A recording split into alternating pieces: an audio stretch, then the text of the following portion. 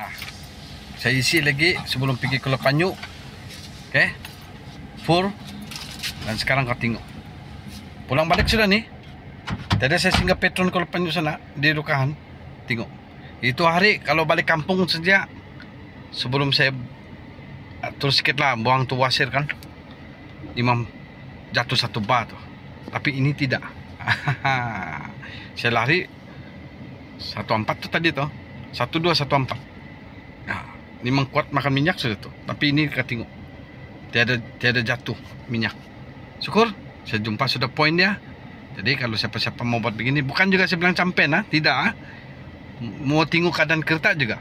Bukan semua dia bilang kondisi, dia mau tengok kondisi dia engine lah. Baru boleh buat begitu. Okay. Onsa itu penai. Nampak nih.